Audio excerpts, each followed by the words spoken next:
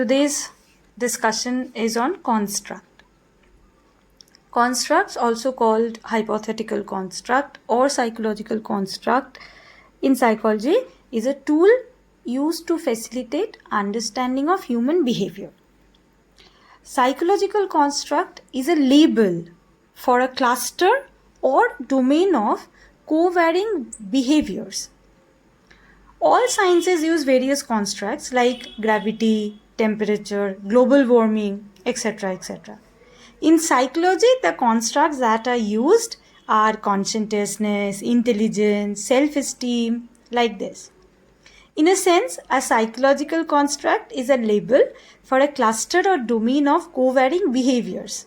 For example, if a student is seen sitting in a classroom before an exam, biting her nails, fidgeting, looking somewhat alarmed, the interpretation might be that she is experiencing anxiety. In that case, anxiety is a label for the co-variation that is attributed to the observed behaviors. Or it may also be said that the anxiety is the cause of such behaviors.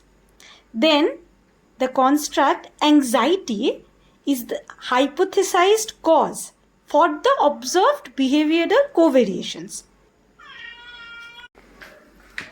Now, some constructs used in psychology are simple to measure and are readily observable, like age, sex.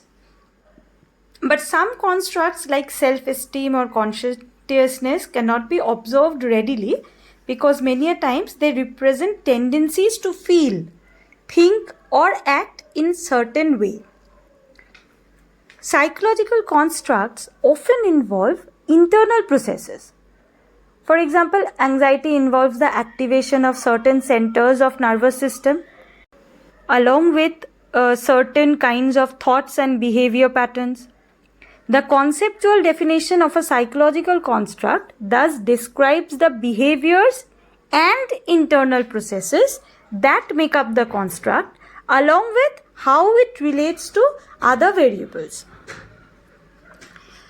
Now, a construct derives its name from the fact that it is a mental construction derived from the general scientific processes, that is, by observing natural phenomena, inferring the common features of those observations, and constructing a label for the observed commonality or the underlying cause of the commonality.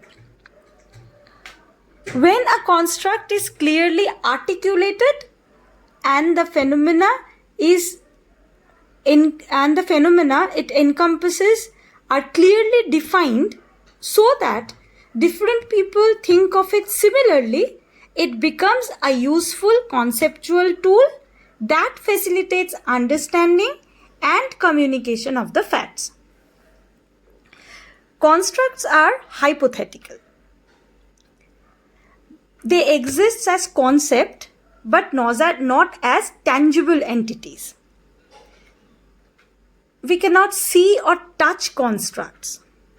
Some constructs, however, become so familiar and ingrained in our daily life that most people assume their existence.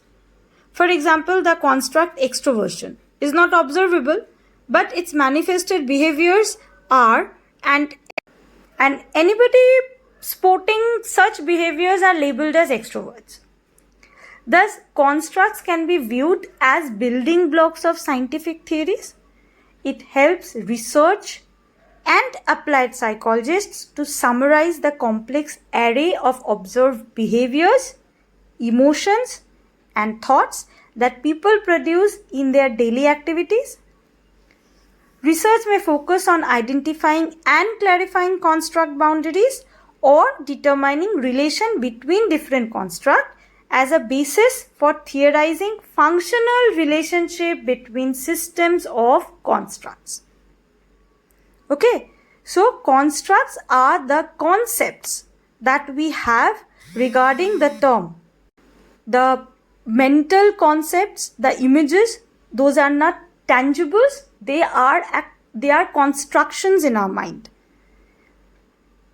So, the terms that we deal with in psychology are termed as constructs. If any one of you have any doubts regarding this, can comment below or reach out to me directly. Thank you.